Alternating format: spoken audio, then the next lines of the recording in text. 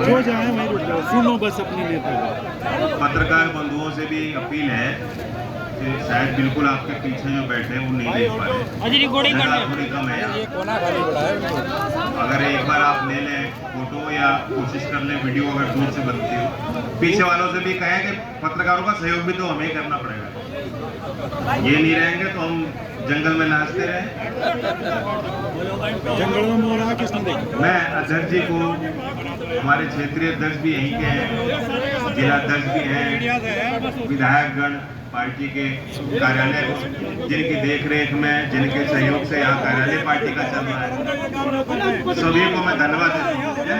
Police कार्यों से निवेदन, आप कुछ ना आप ना होगी, जितना मैंने कहा था मेरी जितनी मान लेंगे, आप ना उलझो उनसे, बात उल्टी पड़ जाएगी। आप ना कहो, पत्रकार आप सीनियर पत्रकार हो। मलिक साहब चुप हो जाओ, मलिक साहब चुप हो जाओ, चुप हो जाओ मलिक साहब, आप चुप हो जाओ मलिक साहब। हाँ आप पहलवानी कर रहे हैं क्या आजकल? आज तगड़े होते जा रहे हैं, अखाड़े में जा रहे हैं। मैं जानता हूँ खुशी है बहुत लोगों में, बहुत उत्सुकता भी है, काफ़ी दिनों बाद इस तरह से बातचीत हो पा रही है, मिल पा रहे लोग। बहुत लोगों ने पुरानी एप्लीकेशन लिख के धर रखी थी, कब मौका मिलेगा। सरकार की अपनी चाल होती है, तौर तरीके होते हैं, प्रक्रियाएं होती हैं। आपने तो मुझसे पहले चौधरी अजीत सिंह जी भी देख रखे, जब मैं उनको मौका मिला, उनके हाथ में कलम आपने दी, कोई जिम्मेदारी उनके ऊपर थी, और उससे पहले चौधरी चरण सिंह जी भी आपने विपक्ष की भूमिका में रहते हुए देख रखे। विपक्ष की भूमिका एक होती है, और जब आप सत्ता पक्ष में होते हो तो आपके कुछ लक्ष्मण रेखाएं भी होती हैं। आज मैं उस प्रकार से आजाद नहीं हूं, मेरा वक्त अपना वक्त नहीं है। पहले मेरा 100% वक्त पार्टी के विस्तार के लिए था, कार्यकर्ताओं की सुनवाई के लिए था, अपनी राजनीतिक जमीन मजबूत और दुरुस्त करने के लिए। आज पूरे देश के लिए मंत्रालय की जिम्मेदारी है, विभाग की अपनी मुश्किलें हैं, बारीकियां होती हैं, तकनीकी पहलू होते हैं। सांसदों के प्रति मेरी जवाबदेही है, जो अपने अपने क्षेत्र का प्रतिनिधित्व करके चुनाव लड़के जीत के वहां पहुंचे हैं। उनके क्षेत्र की जनता की उम्मीदें उनसे होती हैं, और देश के बाहर के जो दूसरी सरकारें हैं, दूसरे देश हैं, जहां हमारे ताल्लुकात अच्छे हैं, मधुर संबंध हैं, व्यापारी रिश्ते हैं, शिक्षा के क्षेत्र में हम लोग काम कर रहे हैं, करार हैं, संबंध है बहुत गहरे, उनके नेताओं से भी तालमेल और संपर्क संवाद मुझे करना पड़ता है। इसलिए इस बीच में अगर कोई इतने समय बाद मुझे मिल रहा है, कोई शिकायत भी होगी तो अपने मन में रखना और बुरा मत मानना। मैं आपका ही हूं, मैं यही आपको कहने आया हूं, और ना मैं आपसे कहीं दूर हूं। हमें अपनी प्रक्रियाओं को दुरुस्त करना पड़ेगा, कार्यालय के प्रबंधन को मजबूत करना पड़ेगा, अपने कार्यकर्ताओं को प्रशिक्षित करना पड़ेगा। जैसे चौधरी साहब के समय के ही कार्यकर्ता आज भी वही कारण है कि कई तूफान आ गए, लेकिन हमारी नींव मजबूत रही। जो कार्यकर्ता दादाजी ने तैयार किए उस क्रांति के समय में, गांव-गांव में निकल के प्रचार करके, और आपने भरपूर सहयोग किया। जो कार्यकर्ता हमारे दल के, पार्टी के नाम बदल गए, सिंबल बदल गए, अलायंस बदल गई, सत्ता में गए, बाहर चले गए, संख्या बढ़ गई, घट गई, उन कार्यकर्ताओं पर कोई फर्क उस बात का नहीं पड़ा। कारण था कि एक वो विचार से बंधे हुए। लंबे समय जिस तरह से लोकदल यहां तक पहुंचा है, आप लोग पहुंचे हो, आपने पहुंचाया है, इसलिए कि पार्टी और संगठन व्यक्तियों से नहीं चलता, उनकी अपनी एक परंपराएं होती है और विचार होने से। चौधरी चरण सिंह के विचार हमारे बुजुर्ग लोग तो जानते ही हैं। नए कार्यकर्ता, नए जो छात्र जिंदगी में, जीवन में जो जिनके अंदर एक राजनीतिक एक क्यूरियोसिटी बनती है, वो पार्टी में आ रहे हैं, शायद उन्हें उस तरह से जानकारियां नहीं। एक तो हमें उन्हें बताना है, चौधरी साहब को जब से भारत रत्न मिला, थोड़ा हमारा काम आसान हुआ। मैं देख रहा था अमेज़न पे भी उनकी किताबें बिकने लगी। और हम लोग कोशिश कर रहे हैं कि शिक्षा विभाग में, एनसीईआरटी में, करिकुलम में, हर स्तर पे, हायर एजुकेशन में, विश्वविद्यालयों में चेयर स्थापित हो। किताबों में चौधरी चरण सिंह के जो लिखे गए, जो उनकी किताबें हैं, किस समय पे भारतीय राजनीतिक और सामाजिक इतिहास में जो उनका योगदान है, वो चीज़ें उनमें आनी चाहिए। मैं यहाँ इस कार्यक्रम के बाद नवोदय जो निर्मित स्कूल है यहाँ शामली में 2020 में बनाया गया। हाँ भैंसवाल है, भैंसवाल तो शामली में ही है। तो भैंसवाल में जमीन मिल गई तो कर दिया, प्राइमरी स्कूल था वहाँ। हाँ गांव तो है इसका, मेरा भी गांव है। वहाँ मैं जाऊँगा, बच्चों से मुलाकात और उन बच्चों से हमें उम्मीद है, क्योंकि चौधरी चरण सिंह की कर्म भूमि में पैदाइश ही उन बच्चों की है। वहाँ भी जाके मैं उनको यही बात बताऊँ। तो ऐसे अगली पीढ़ियों को हम किसानों की लड़ाई लड़ने के लिए, गांव देहात के संस्कारों को विश्व पटल पर रखने के लिए हम तैयार करने की कोशिश कर रहे हैं। और जहाँ तक लोकदल की बात है, लोकदल की शैली वही है, मिजाज हमारे लोगों का वही है, मुद्दे भी बदलते हैं, कुछ मुख्य मुद्दे भी वही है। मैं अभी 2 दिन पहले छपरौली में था, वहाँ हमने कौशल प्रशिक्षण का एक विशेष केंद्र बनाया है। भर्ती के लिए जितने बच्चे हैं, कोई अग्निवीर में है, कोई पुलिस, कोई सीआरपीएफ, बीएसएफ की तैयारी कर रहे हैं, उनकी फिजिकल तैयारी हो और उनको जो शैक्षिक तौर पर अपने आप को उनको तैयार करना है, जो उनको विद्या अपनी बेहतर करनी है, जानकारियाँ बेहतर करनी है, तो उसके लिए भी हमने उनके लिए लैब बना के दिया। हमारी कोशिश है, क्योंकि पश्चिमी उत्तर प्रदेश में इस तरह के प्रयास अब तक नहीं हो पाए थे कि जिले जिले में, गांव के स्तर पे, जहां कोई पिछड़ा इलाका पड़ रहा है, वहां इस तरह के हम निर्माण मंत्रालय की तरफ से, प्राइवेट स्तरों पे सीएसआर फंड्स के माध्यम से, जहां हमारे कोई जनप्रतिनिधि हैं, उनसे मैं कहूँगा कि निधि से आप योगदान दीजिए, ताकि शिक्षा के क्षेत्र में हम वो निर्माण कर सकें कि गांव देहात के बच्चे और शहर में पल रहे बच्चे जब प्रतिस्पर्धा में जाएंगे तो बराबर के अवसर और बराबर की उनकी क्षमताएं वहां लोगों को दिखाई पड़े। मैं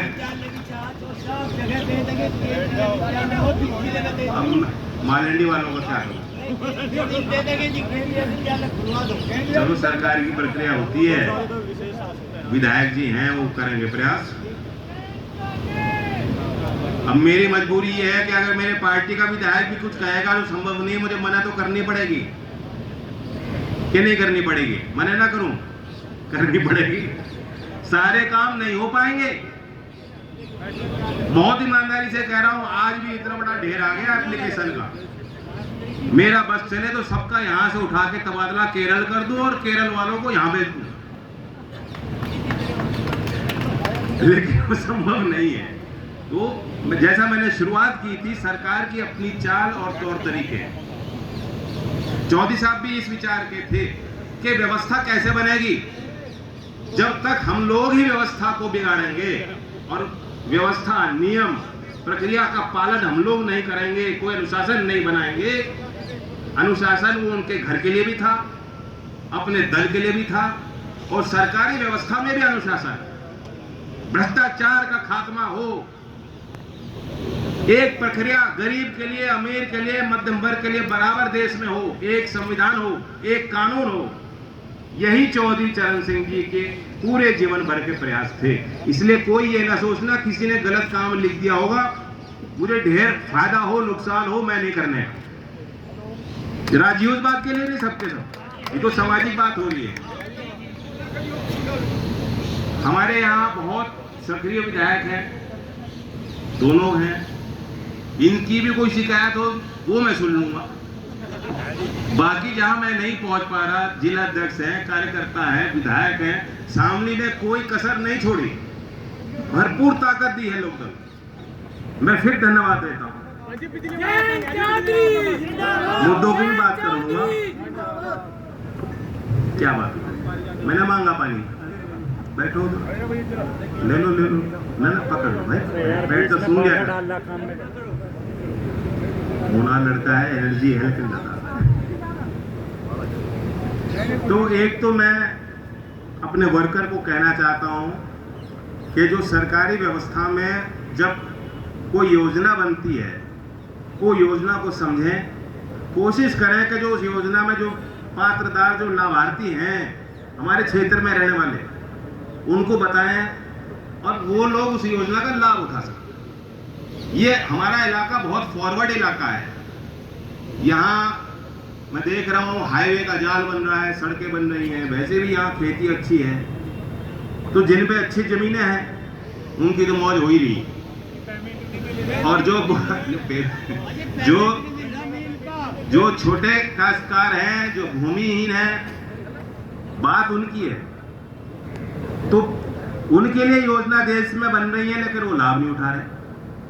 मैं कल महाराष्ट्र में प्रधानमंत्री जी के साथ, प्रधानमंत्री विश्वकर्मा योजना 1 साल से चल रही है।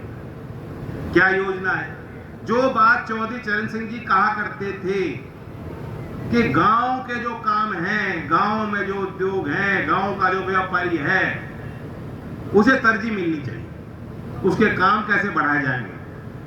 आज आजादी के बाद भारत सरकार ने पहली बार, एक तो चौधरी चरण सिंह जी का समय था और एक अब हुआ कि सरकार ने कहा कि जो काश्तकार है, जिस पे जो जमीन भूमिहीन जो इन कामों से जुड़ा हुआ है, कुम्हार है, सुनार है, मूर्ति बनाता है, माला बनाता है, खिलौने बनाता है, हाथ से काम करता है, राजमिस्त्री है, नाई है, बढ़ाई है, ये तो सब गांव में मिलते हैं कि नहीं मिलते? आज पहली बार भारत सरकार ने उनके लिए योजना बनाई है। और योजना सिर्फ ये नहीं है कि हमने 6 दिन का ट्रेनिंग दे दिया और 15,000 रुपए का टूल किट दे दिया और चाहेंगे तो उनको 3 लाख रुपए का लोन भी मिल जाए, वहीं तक सीमित नहीं है। जब उनका पंजीकरण पीएम विश्वकर्मा में हो जाएगा, वह जो एक उद्यम के तौर पे, उद्यमी के तौर पे उनको गिना जाएगा। एमएसएमई मंत्रालय उनका उद्यम पोर्टल पे पंजीकरण कराएगी। आप इस बात को समझो। जब किसी व्यक्ति का जो छोटा काम कर रहा है उसका उद्यम पोर्टल पे पंजीकरण हो जाता है, वह सिर्फ 1-2 लाख 3 लाख के लिए नहीं, अगर उसे 50 लाख का भी ऋण लेना हो अपने काम के विस्तार के लिए, वो भी रास्ते उसके लिए खुल जाते हैं। जिन समाज के लोगों को जो इस काम से जुड़े हुए थे, आज तक सरकारें गिनती ही नहीं थी, गांवों में उनकी तरफ कोई देखता ही नहीं था। आज उनके लिए इतनी शानदार योजना बनी है। और मैं शामली को देखता हूं, इतनी बड़ी योजना, 20 लाख लोग देश में पंजीकृत हो गए 1 साल में, और शामली में सिर्फ 306 हो पाए। और 306 में भी 9 लोग हैं जो ट्रेन हो पाए, जो प्रशिक्षित हो पाए, सिर्फ 9 लोग हैं। आप भी तो कहीं बाल कटाते हो, आप भी कहीं कपड़े बनवाते हो। हमारे यहाँ गांव में कुम्हार नहीं है क्या? मिस्त्री हैं कि नहीं? कितने हैं? 9 से तो ज्यादा ही होंगे। तो कमी तो हम लोगों की कमी है। तो मैं उसके लिए विशेष कार्यशाला रखूंगा हमारे दल के कार्यकर्ताओं के लिए, सब जिम्मेदार साथियों के लिए। जो भी उसको अटेंड करना चाहता है आके सुन ले। मैं अपने जो अधिकारियों को भेजूंगा, कैसे इस योजना में विस्तार हो, हमारे क्षेत्रों में इसका लाभ लोग उठा पाए।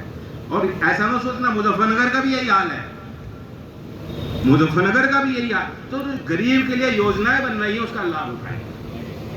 यहाँ कार्यालय आपने चलाया है, एक कंप्यूटर तो पार्टी की तरफ से हम पहुंचाएंगे, लेकिन एक प्रशिक्षित व्यक्ति, एक नौजवान जो उसको संचालित कर सके, उसको भी बैठाना जरूरी है। हमारे जितने विधायक हैं, सुन लो, जितने विधायक हैं,